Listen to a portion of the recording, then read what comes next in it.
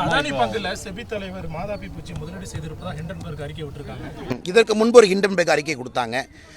அதை உச்சநீதிமன்றத்தினுடைய சிறப்பு குழு, உச்சநீதிமன்றமே ஒரு கமிட்டி அனௌன்ஸ் பண்ணி அந்த ஹிண்டன்பர்க்னுடைய முழு இதையும் ஆராய்ஞ்சு அதில் ஒன்றுமே இல்லை. இன்ஃபேக்ட் கண்டெம்ப்ட்னு சொல்லிட்டு ஹிண்டன்பர்க்கு நோட்டீஸ் கொடுத்துருக்குறாங்க. ஆனால் நம்ம நல்லா புரிஞ்சுக்கணும், இந்த ஹிண்டன்பர்க்ங்கிறது என்ன? It is a short selling ஒரு ஏஜென்ட். அதாவது இது போன்ற ஒரு செய்தியை சொல்லணும், அதன் மூலமாக இன்வெஸ்டர் பேனிக் ஆகணும். அதில் முதல்லையே போய் இவங்க ஷார்ட் ஆப்ஷன் பண்ணி வச்சுக்குவாங்க. ஸோ ஃபஸ்ட்டே விற்பாங்க அப்படிங்கிறது தெரிஞ்சு அவங்க ஷார்ட் பொசிஷன் எடுக்கிறனால ஹிண்டன்பர்க் அவங்களுக்கு ஆயிரக்கணக்கான கோடிகள் ரூபாய் லாபம் கிடைக்குது. இதான் ஹிண்டன்பர்க்னுடைய இது. அது ஏதோ ஒரு பப்ளிக் சர்வீஸ் கம்பெனியோ இல்லை பத்திரிகை நண்பர்களை போல் மக்களுக்கு செய்தி சொல்லக்கூடிய ஒரு நிறுவனமோ உங்களை போல் வெயிலில் தப்பை கண்டுபிடிச்சி வெளியே தொலைக்காட்சியில் சொல்லக்கூடிய ஒரு அமைப்போ கிடையாது. அது ஒரு for profit organisation. Short position எடுப்பாங்க. அதாவது ஒரு விஷயத்தை கொண்டு வந்தாங்கன்னா மக்கள் பேனிக் ஆகி அட்வான்ஸாக விற்பாங்க. அதை முதல்ல ஷார்ட் பொசிஷன் எடுத்தாங்கன்னா பணம் வரும். இது நம்பர் 1. இரண்டாவது, இப்போ ஹிண்டன்பர்க் ஒரு விஷயத்த சொல்கிறாங்க, அதை கண்டிப்பாக ஆராய வேண்டியது நம்ம கடமை. அவங்க நல்லவங்களா கெட்டவங்களா நம்ம பார்க்கக்கூடாது. ஹிண்டன்பர்க் சொல்லியிருக்கிறாங்க, அதுபோல் 1000 பேர் சொல்கிறாங்க இந்த செபியினுடைய தலைவராக இருக்கக்கூடியவருக்கு ஆஃப் ஷோர் அக்கௌண்ட்டில் ஏதோ சம்பந்தம் இருக்குங்கிறாங்க.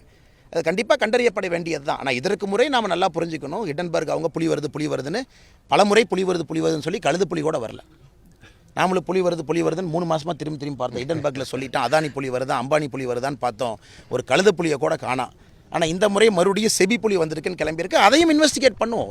அரசுங்கிறது என்னங்க, நான் பார்க்காம இருக்கக்கூடாதல்ல. தொடர்ந்து அதானி ஷேர் பற்றி அவங்களோட அறிக்கை. ஆனால் காரணம் அவங்க பொறுத்தவரைக்கும் ரொம்ப கிளியராக இருக்காங்கண்ணா. ஓகே, எகெயின் இதை போனோம் அப்படின்னா ஒரு ஸ்டாக் மார்க்கெட்டுக்கு நம்ம பீட்டா வேல்யூன்னு ஒரு ஸ்டாக்கை சொல்லுவோம். அதாவது எந்த ஸ்டாக் மார்க்கெட்டினுடைய பீட்டா கோஎஃபிஷியன்ட் ஹையஸ்ட்டாக இருக்கோ அதில் தான் ஸ்பெக்குலேஷன் அதிகமாக இருக்கும். உதாரணத்திற்கு அதானியை பற்றி ஒரு நெகட்டிவ் செய்தியோ பாசிட்டிவ் செய்தியோ வந்துச்சுன்னா எய்தர் -10% போகும் அல்லது +10% போகும். பீட்டா கோஎஃபிஷியன்ட் அதிகம். இப்போ ஹிண்டன்பர்க் இது போன்ற கம்பெனியில் டார்கெட் பண்ணுறதுக்கான காரணம் என்னென்னா, இந்த மாதிரி ஷார்ட் பொசிஷன் அதானியில் எடுக்கிறது ஈஸி. ஒரு ஹிந்துஸ்தான் யூனிலீவரில் எடுக்க முடியாது, ஒரு ஸ்டேபிள் கம்பெனியில் எடுக்க முடியாது, ஒரு பெரிய ஒரு மேனுஃபேக்சரிங் கம்பெனியில் எடுக்க முடியாது. ஸோ தொடர்ந்து இவங்க அதானியை டார்கெட் பண்ணுறது என்னை பொறுத்தவரை இதுவரைக்கும் ஏன்னா நானும் MBA ஃபினான்ஸ்லாம் படிச்சிருக்காங்கன்னா எனக்கு ஓரளவுக்கு ஸ்டாக் மார்க்கெட் தெரியும்.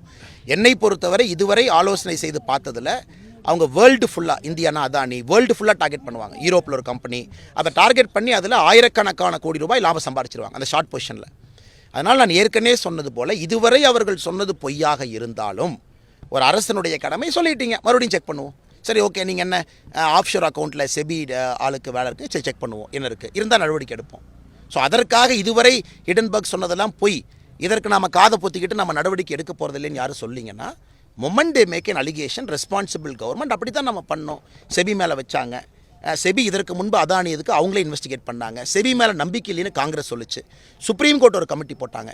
சுப்ரீம் கோர்ட் கமிட்டியிலே தப்பில்லைன்னு வந்துச்சு. அதனால் நண்பர்களுக்கு, பத்திரிகை நண்பர்கள் நான் சொல்ல விரும்புவது என்ன, இவர்கள் ஒரு NGOவோ அல்லது தன்னார்வ குழுவோ அல்லது இங்கே இருக்கக்கூடிய அமைப்புகளோ கிடையாது. இவங்க இன்டர்நேஷ்னல் லெவலில் ஃபார் ப்ராஃபிட் கம்பெனி.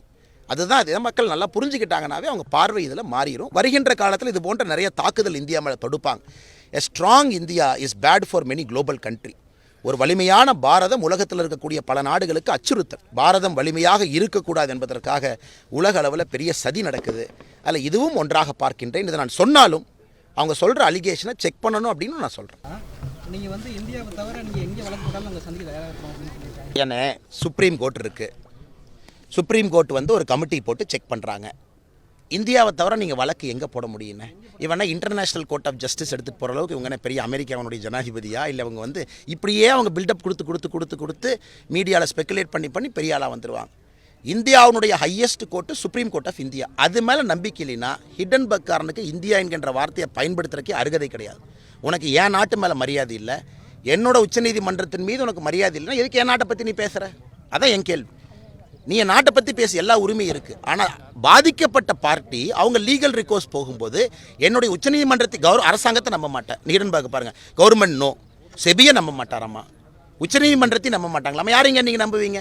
நடுக்கடல் ஒரு கண்டெய்னர் போட்டு 4 ஜட்ஜை உட்கார வச்சு எந்த நாட்டுக்கும் பொதுவில்லாத பசிபிக் ஓஷனில் நம்ம என்கொயரி பண்ணலாமா? இப்படியே இருக்கிறாங்க. அதனால் எனக்கு ஹிண்டன்பர்க்கை பொறுத்த வரைக்கும் ஒரு விஷயத்தை புரிந்து கொள்ள வேண்டும். தவறு செய்யும் பொழுது என்னால் பெனால்ட்டி பண்ண, அதுக்கு தான் செபி ஷோகாஸ் நோட்டீஸ் கொடுத்துருக்காங்க.